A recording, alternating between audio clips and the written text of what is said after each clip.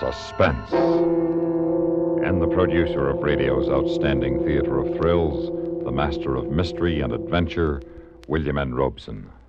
A couple of years ago, we were delighted to chill our audience with the performance of Frank Lovejoy in a story of civilian aviation called The Long Night. Since that time, Mr. Lovejoy, undaunted by the terrors of his performance, began taking flying lessons and recently qualified and was licensed as a private pilot. This accomplishment, plus the many requests of air-minded listeners, have impelled us to repeat the story now, with a deep bow of appreciation to the unsung heroes of the Civil Aeronautics Administration who man the control towers of the nation's airports all day long and through every long night. Listen then as Frank Lovejoy stars in The Long Night, which begins in just a moment. Memo on medals. Interesting information about our military awards and decorations. For almost the first half-century of its existence, from 1862 till 1904, the original design of the Medal of Honor was identical for both the Army and Navy. A five-pointed star with a large medallion in the center showing the goddess of wisdom, Minerva, warding off the figure of discord. The Navy Medal of Honor hung suspended from its ribbon by a small anchor. The Army Medal of Honor by an eagle resting on crossed cannons. Originally, the ribbon was the same for both branches of service. 13 vertical stripes of red and white topped with a blue border. In 1904, the Army changed its medal to the present design, with just the head profile of Minerva in the center of a smaller star backed with a green enamel laurel wreath.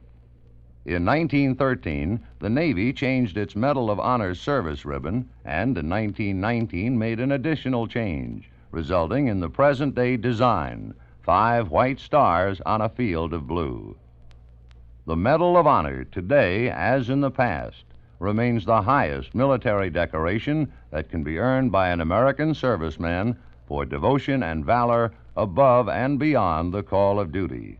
It is an inspiring call to great sacrifice and dedication, undimmed throughout the long years of our history as a free people. And now, The Long Night, starring Frank Lovejoy, a tale well calculated to keep you in suspense. Rockford Radio, this is Delta 2318, over. Delta 2318, this is Rockford Radio. Go ahead. You stand in the airport control tower 90 feet up in the sky over Rockford Field, waiting to go on the night watch. And you listen to the babble of voices that fill the crowded room in an endless series of requests. Requests for an altitude change, request for landing permission, request for the weather. Ceiling 2,200 feet and lowering steadily. Smoke and haze below cloud ceiling with fog blowing in from the northeast. Cloud, smoke, haze, and fog, and a ceiling getting lower every minute. This is going to be a long night. Okay, Charlie, I'll take it. Yeah, well, happy landing. Yeah. So long, Charlie. Rockford, this is TWA Flight 70, 1000 feet, Medford, 2100. TWA 70, acknowledge. Rockford Tower, this is Beechcraft Bonanza 91457. Beechcraft 91457, this Rockford Tower, over. I've been homing on your range, and apparently my automatic direction finder isn't working right. What seems to be the trouble with your ADF? I don't know exactly. I've been changing from one range to another just like I was told to, and I ought to have been somewhere over Minneapolis long ago. I'm not.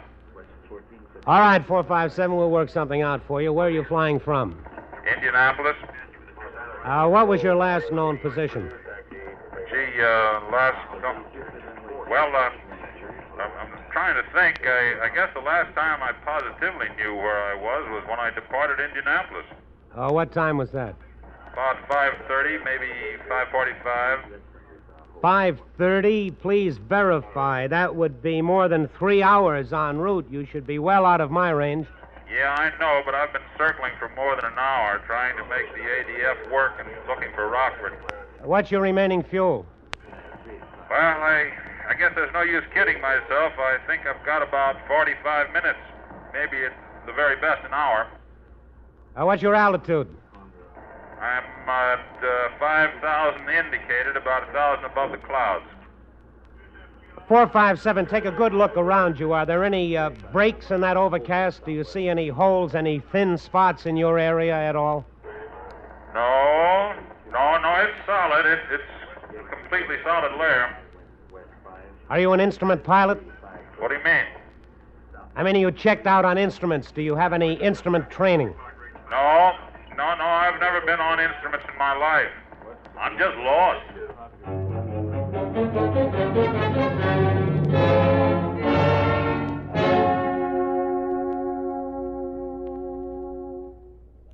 In a moment, we continue with the second act of Suspense.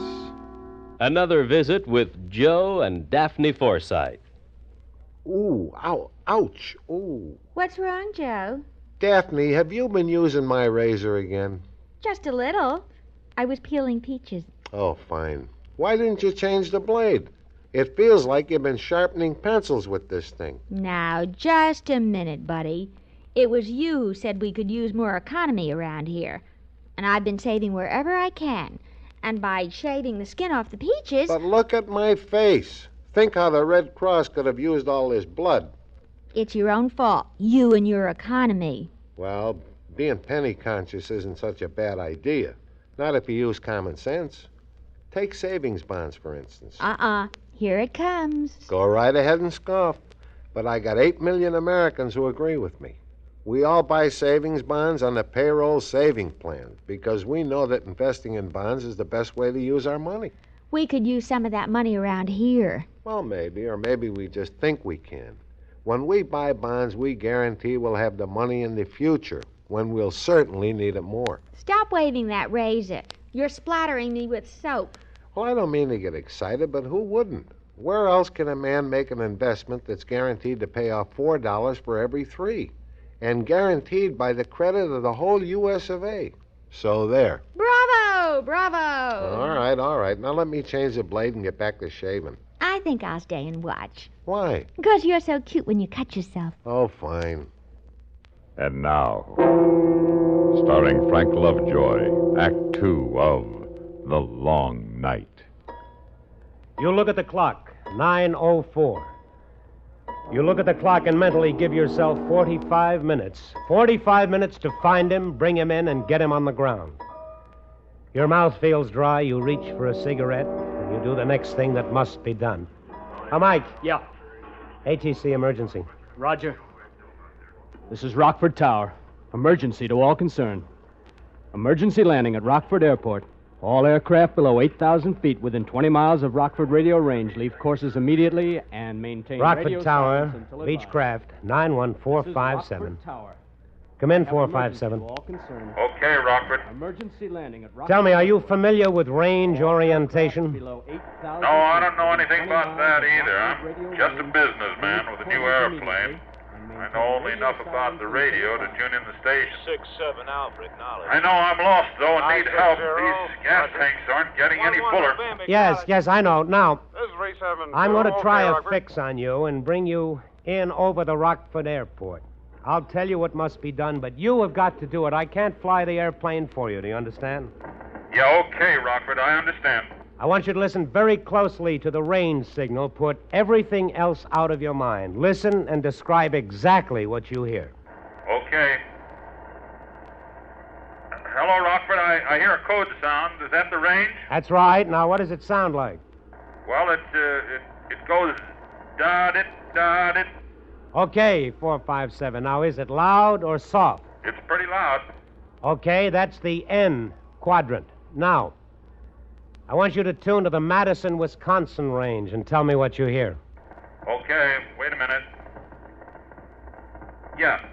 Hello, Rockford. I've got the Madison range. What does that read? Well, it's just like the other, only backwards. Dit-da, dit-da. That's right. I can hardly hear it, but it's there, all right. Okay, 457. Now, that's the A quadrant. Now, I want you to try Peoria and then Chicago. Rockford, Madison, Peoria, Chicago. 4 corners to check from. 4 radio sounds that you hope he's reading correctly. You finish the check and he comes through without a bobble. You know you have him fixed. You know at least his direction from you. You take a deep breath, and for the first time, you feel a tiny flicker of hope that you're going to find your stranger and get him in all right. But you're a long way from home. You light another cigarette, and you push the black microphone button hard. Now, listen carefully. 457, I'm going to run a check procedure on you. I want you to take up a northeast heading. Turn your volume down as low as you can and still receive the range signal. At the very moment you detect a change in signal strength, either higher or lower, advise me. All right, Rockford, I'll do my best. Hello, Rockford. My gauges indicate empty tanks. There's some gas left, I know, but I have no idea how much. You know where I am? I'm quite sure of your direction from me, and I believe I know how far you are out within, say, 20 miles. If what you've told me is correct, I estimate you have 30 minutes fuel remaining. I believe your gauges are indicating normally. Now try to concentrate on doing what I've told you to do. Yeah, okay, Rockford. I don't want you to think I'm ungrateful. I realize you can't afford mistakes, but I can't last much longer. I'm not trying to hurry you, but the gauges stay empty and my son is getting sick. You didn't say anything about having any passengers aboard. How many are there? Just my son and me. Is the air rough? Is there turbulence? No, the air is smooth. You said your son is getting sick. Well, he's scared. That's what's making him sick. You see, he's only 9 years old.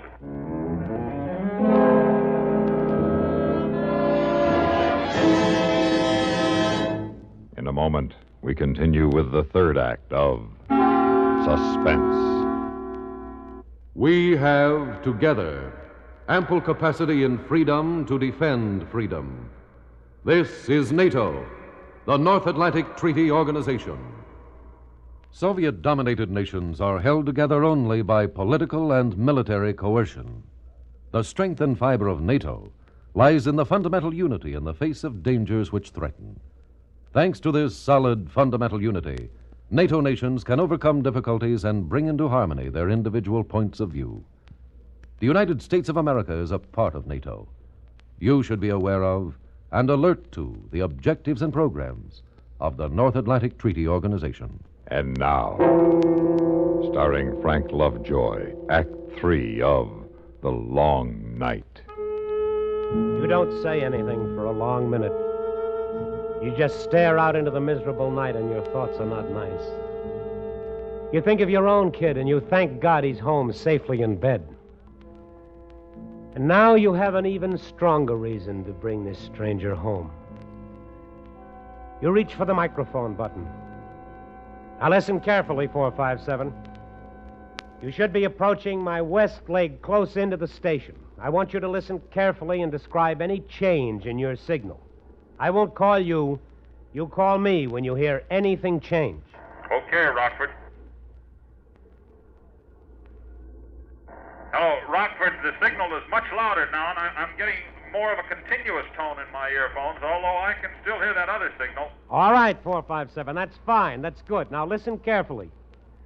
When you hear nothing but a tone, when there's nothing but a loud buzz in your ears, I want you to turn right to 93 degrees on your compass. Do you understand me? Yeah, I understand. Turn right to 93 degrees on the compass when I hear a loud tone. That is correct. The tone is strong now. I don't hear the other signal, nothing but the tone. Shall I? Yes, turn right. Turn to 93 degrees and advise. Advise? Advise when on course, when on 93 degrees, advise. Oh, Roger. Advise when I'm on course now on 93. Good. You're approaching the range now, almost over the station. The range is about 2 miles from where I'm sitting. The signal you hear will continue to increase in volume until you cross the range. At that time, it will fade out quickly, and for a moment you may hear nothing. Then it will increase again rapidly.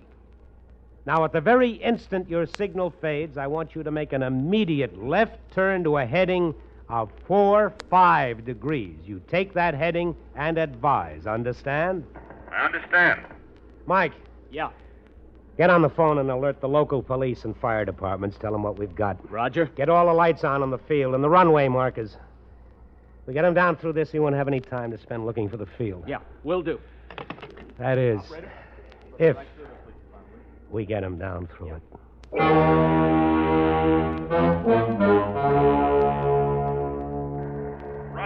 Rockford, I'm over the range and starting a turn. It's just like you said.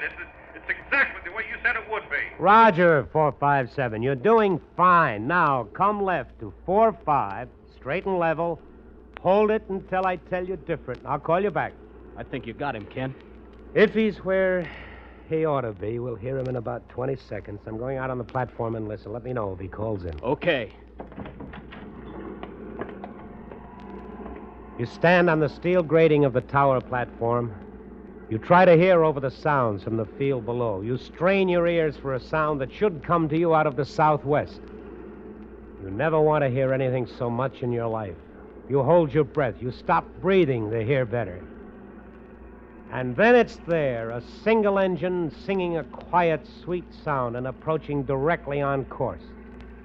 You flick your burning cigarette out into the black space and stumble back into the tower room and grab the mic. 457, this is Rockford. You're over the field. I hear you clearly. Start a 360 immediately and orbit in your present area. Beginning at 360. For God's sake, tell me what to do. This engine is ready to quit. Snap a look at the clock. It's 9:46. 5, maybe 6 minutes more if you're lucky. 6 minutes at the outside to get him lined up properly for a straight-in approach, to talk him down through 4,000 feet of solid clouds. 6 minutes to bring off a miracle. You mash the microphone button hard and you try to sound calm. 457, I hear you plainly. You're circling the airport. Now, there isn't time to talk this thing out. You'll have to do exactly what I tell you to do the first time and do it right. There simply isn't enough time. Wait a minute. Do you have any parachutes aboard? No parachutes. All right. We'll have to do it this way. Now, listen to what I say. You don't have to talk. You just listen. Now, come around to a due west heading. Due west. As you do, start slowing her down. Slow her down. Trim her up for a power approach. A normal power approach. Do you understand? I understand, Rock. Don't talk. Just bring her around. Head west, power on, slow her down. Flaps down to approach position. Trim her up, make her steady. Advise me when you're headed west and slowed down. I'm trying to get her steady. I'm trying to do what you told me. All right, 457. Don't talk. Advise when on course. Rockford, I'm on 270 now, slowing down. I don't know. I just don't know. I know you don't know. All we can do is try. I'm down to 80 now, flaps down and power on. Roger. Now, 457, you're going to bring her around very slowly and precisely to an east heading. You're going to handle her very gently so she won't fall off on you flying so slow. Do you hear me? Yes, I hear you. Let her continue to settle at 500 feet a minute. Just bring her around slowly to the east, recover, and then take your hands off the controls. She won't fly with my hands off the... She will fly. She'll fly better than you can. Now listen to me. When you're eastbound, hands off. She'll descend slowly into the clouds. After you're in those clouds, do not touch the controls. I don't think that Don't think. Do as I tell you. Now, when you get in the clouds, everything will change for you. You'll think the airplane is all wrong, that it's doing everything it shouldn't do. If you leave it alone, it'll start a slow spiral to the left, but I don't think it'll be enough to do any harm until you've broken out under the ceiling. Now, whatever it does, you'll think it's going to the right or up or down or even spinning. But it won't be doing any of those things unless you make it do them. Now, don't touch it. Are you eastbound? I'm eastbound, yes. Now, take your hands off the controls. But Take your hands off now. Okay. Hands are off. All right, now, just let her have it. Let her fly herself. ceiling's down to 600 feet, Ken. Oh. Doesn't give him much time to recover and get his bearings when he breaks out, but it's all we can do. It's all anybody can do.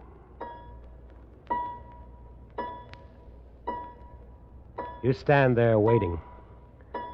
You're only too aware of what can be happening in the cabin of Beechcraft 457, sweating out each second of the time with a terrified pilot and his deathly scared kid. You wonder if this man, this stranger, and yet no longer a stranger, can keep his fantasies under control for the long letdown. The lonely, long letdown through total darkness with nothing but a great fear for a companion. A minute goes by, another, and then... Rockford! Rockford, it's turning, Rockford! Turning, airspeed's high, going higher! Get off those controls, cut the throttle. I've got the throttle closed, but she's slowing down fast. I can't see, I can't... All right, she's going to stall. Give her the throttle slowly. Keep your hands off except the throttle. She'll climb back out on top if you keep your hands off her. 2 minutes wasted. And now, if the teacup of gas still in his tanks holds out, if he gets back on top, you still have to do it all over again. You begin to feel the long night closing in on you. He's almost calm when he calls you back this time. You can almost hear his sigh of relief. Hello, Rockford. I'm back on top now. Good. Now let's try it with the power off this time. No use, Rockford. It's just no use. I can't do it. I was fine until I got into those clouds. I just couldn't sit there and do nothing. I just couldn't. I know I can't do it again. Listen, there's time. There's time for another try. Forget it. The engine just quit. That's it, Rockford. You can Forget still... it. You're wasting your time. I just want to say thanks for trying. Hello, 457. Hello, Beach, 457. He can't hear you, Ken. His hands froze to the mic. Yeah.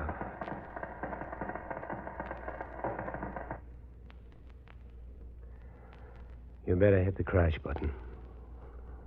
Roger.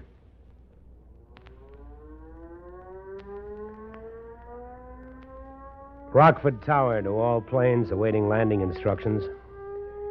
The emergency is over. Normal radio procedure is now in effect. Rockford Tower out.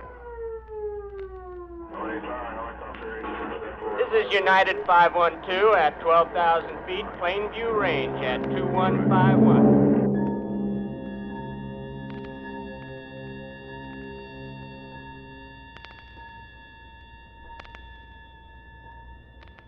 Suspense, in which Frank Lovejoy starred in William N. Robeson's production of The Long Night, adapted by Sam Pierce from the story by Lowell D. Blanton. Supporting Frank Lovejoy in The Long Night were Barney Phillips, Peter Leeds, Sam Pierce, and Eddie Firestone. Listen. Listen again next week when we return with It's All in Your Mind, starring Barry Kroger. A tale of telepathy and terror, well calculated to keep you in suspense.